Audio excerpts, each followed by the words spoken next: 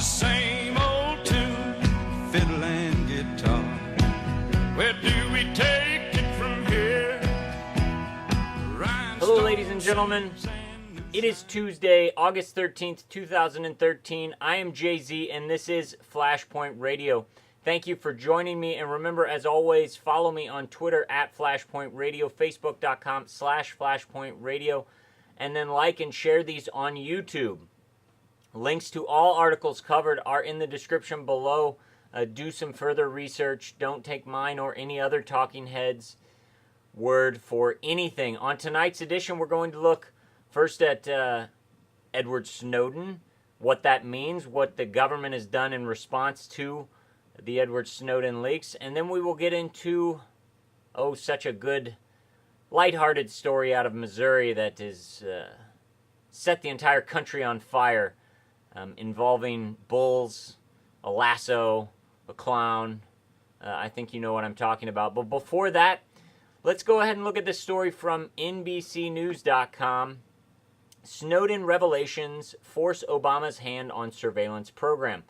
And WikiLeaks founder Julian Assange came out and said that because Obama came out and said this, that Edward Snowden was justified and he was vindicated.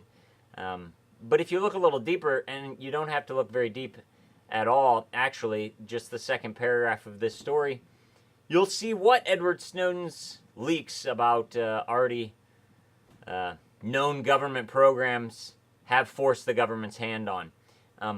Obama said that he wants to give the American people additional confidence that there are additional safeguards against abuse. Well, what does that look like? What does safeguarding your rights look like? Well, it will include changes to the Foreign Intelligence Surveillance Act, which currently greenlights the request, as well as the creation of both an internal NSA position devoted to privacy and an external working group to evaluate transparency in the program. Officials will also launch a new website next week that will serve as a hub for further transparency. So what did Edward Snowden's revelations do? Yes, it grew the size of government. It took the public getting mad at our government, and what did they do? They took that and grew bigger. Kind of like the blob, or something where as you strike it, it grows bigger. Yes, in order to safeguard us, the government has to grow. And if you look at the former NSA boss, well, he says, yeah, this is exactly what's going to happen. From Infowars.com, former NSA boss, government will continue surveillance, so get used to it. He was on the Sunday programs, and he said, you know what, this is all much ado about nothing. We need to drop it because the more scrutiny put on these programs, the more in danger you are at the buffet and at the swimming pool and at the malls from an Al-Qaeda attack. So former NSA boss Michael Hayden, we're going to spy and there's nothing you can do about it. And well, there probably isn't much we can do about it because the main focus of the United States mainstream media this week has been this story from Yahoo News. Missouri State Fair bans rodeo clown who mocked Obama. Yes, a rodeo clown got dragged out into the middle of the field there at the rodeo at the Missouri State Fair wearing an Obama mask. Oh my God, an Obama mask. And then they played to the audience like they would do with any mask. The announcer said, look out, Obama, the bull's going to get you. Because that's what happens at a rodeo. But it has set the country ablaze. Claire McCaskill called it shameful. William Lacey Clay, representative out of Missouri, said it showed an ugly face of intolerance. And even Lieutenant Governor Peter Kinder, Republican, said, quote, I condemn the actions. We are better than this. Yes, we are better than mocking someone we don't agree with and we feel is bad for the country. No, because our elected officials on both sides of the aisle will not let you shame or disrespect our dictator. And no, the dictator is not President Barack Obama. It is simply the office of the presidency. But the best reaction came from a Perry Beam. He was an attendee who posted a photo of the event, and he said it had the feeling of a Ku Klux Klan rally. Yes, a Klan rally. A Klan rally. So let's think about this for just a second.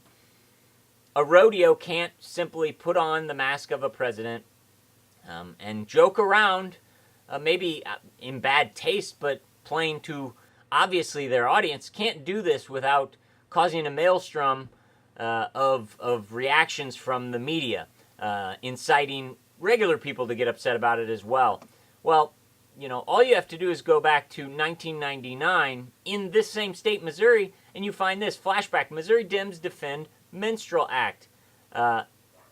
Mel Carnahan, who used to be the Democratic governor of Missouri, in 1960, a Rolla newspaper published a photo of him performing at a Kiwanis event where he wore blackface. Yes, blackface.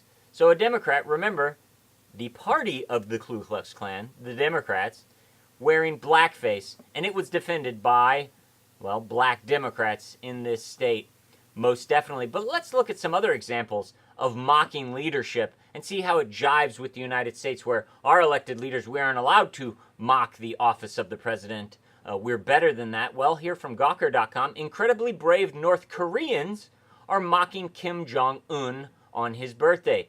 It's okay for North Koreans to do. Next story from France24.com, Iranian satire. This story goes into how the Iranian regime cracks down on anyone who mocks its governing powers.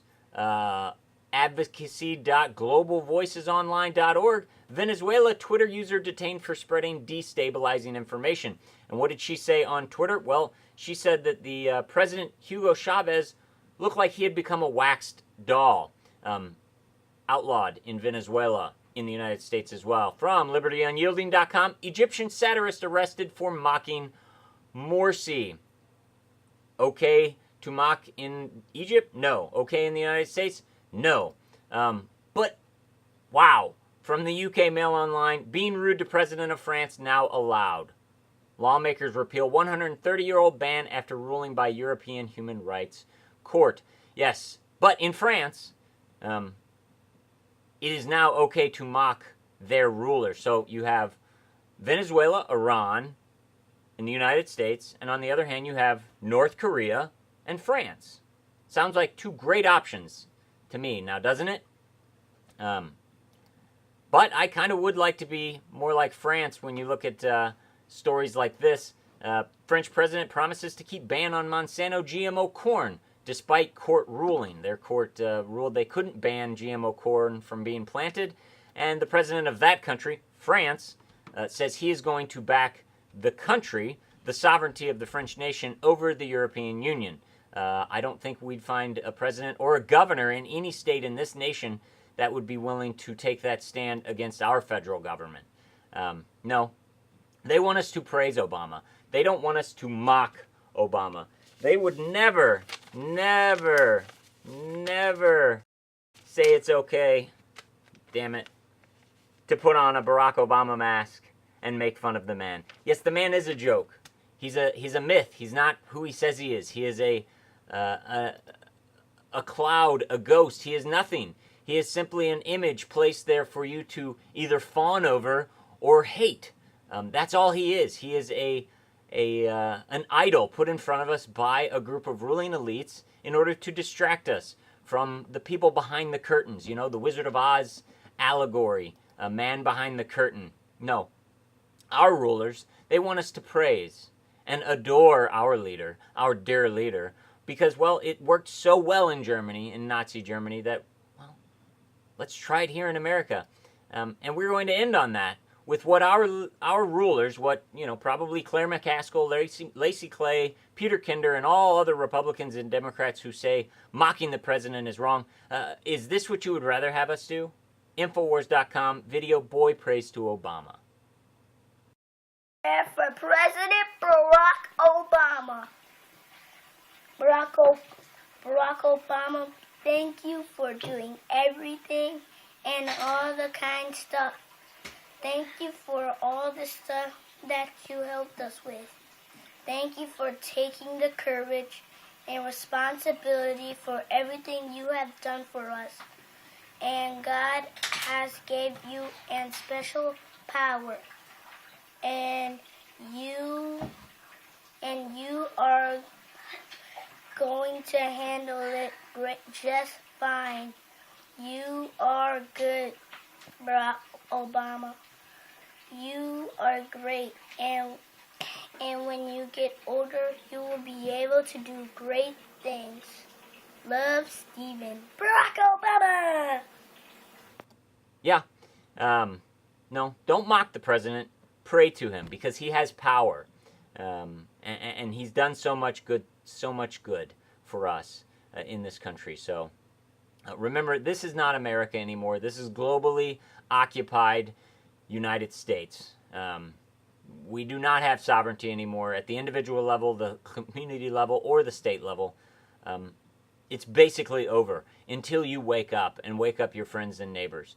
One way to do that, share this information. Share any real information. Turn off the TV, eat some real food, talk to your neighbors.